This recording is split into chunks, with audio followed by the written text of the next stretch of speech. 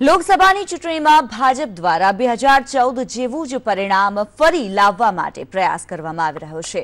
ત્યારે ભાજપ માટે દક્ષિણ ગુજરાતની 6 બેઠક પર જીત આસાન જોવા મળી રહી છે। બારડોલી, સુરત, નવસારી, વલસાડ, દમણ, દાદરાનગર પર ફરી એકવાર ભાજપને જીત મળી શકશે। દક્ષિણ ગુજરાતની બેઠકો પર નજર કરીએ તો સુરત, નવસારી ભાજપ માટે લાલ જાજમ સમાન છે, તો વલસાડ, બારડોલીમાં કોંગ્રેસ આદિવાસી બેલ્ટના ભરોસે છે।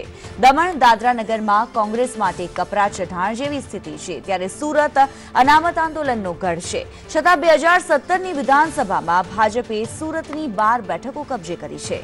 આમ દક્ષિણ ગુજરાતમાં મતદારોએ મૂકેલા વિશ્વાસને પગલે ફરી ભાજપ પક્ષ જીતવાનો આશાવાદ વ્યક્ત થઈ રહ્યો છે। આ વિશે વધુ વિગતો સાથે જોડાયા છે સંવાદદાતા આઝમ સાલેહ।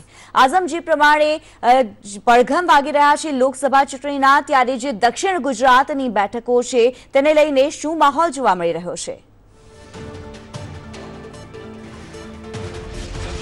વાત કરીએ તો દક્ષિણ ગુજરાતની જે 6 બેઠકો આવે છે તેના અંદર ભારતીય જનતા પાર્ટીના જે ઉમેદવારો છે તેમની કામગીરીને લઈને ઉપરાંત ગત વિધાનસભાના જે આપણે પરિણામ જોયા છે તેનું વિશ્લેષણ કરતા જે જાણકારો છે એવું જણાવી રહ્યા છે કે ભારતીય જનતા પાર્ટીની દક્ષિણ ગુજરાતની 6 સીટો સેફ છે।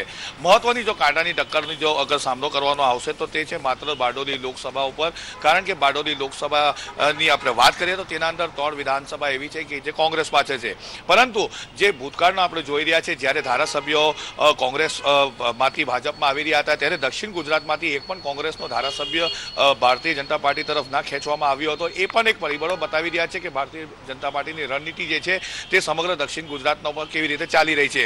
બંને પક્ષોએ પોતાનું એડીચોટીનું જોર તો લગાડી દીધું છે, પરંતુ સુરત અને નવસારી લોકસભા બેઠકની વાત કરીએ તો છેલ્લા કેટલાક વર્ષોથી આ બેઠકો જોવા જાય તો ભારતીય જનતા પાર્ટીની સેફ સીટ ગણવામાં આવતી હોય છે। વલસાડની વાત એવી હોય છે કે વલસાડમાં જે લોકસભા પર જીતતી હોય છે જે પાર્ટી તે કેન્દ્રમાં સરકાર બનાવતી હોય છે, પરંતુ ભૂતકાળની વાત કરતા જોતા જે રીતે કામગીરીઓ દેખાઈ રહી છે બંને સાંસદોને ત્યાંની, તો તેને જોતા પણ ભારતીય જનતા પાર્ટીનું પલ્લું ભારે દેખાઈ રહ્યું છે। મહત્વની વાત એ છે કે સુરતમાં જે મહિલા સાંસદ છે તેમની પણ કામગીરી પ્રશંસનીય દેખાઈ હતી। ઉપરાંત નવસારી લોકસભા અને સુરત લોકસભા બંને ભેગા મળીને ઇન્ટરનેશનલ ફ્લાઇટ્સ લાવવામાં પણ સાબિત થયા છે। બીજી તરફ જે ટેક્સટાઇલ ઉદ્યોગ સાથે સંકળાયેલા લોકો હતા, જીએસટીનો મામલો હતો, તેના અંદર પણ જે વેપારીઓ હતા તેમને સમજાવવામાં અને મનાવવામાં એ લોકો સફળતા હાથ લાગી છે।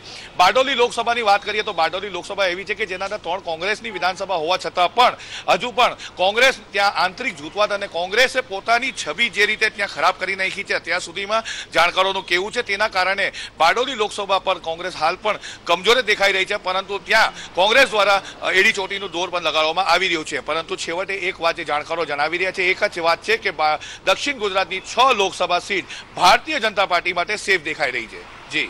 જી ધન્યવાદ આઝમ સમગ્ર માહિતી બદલ।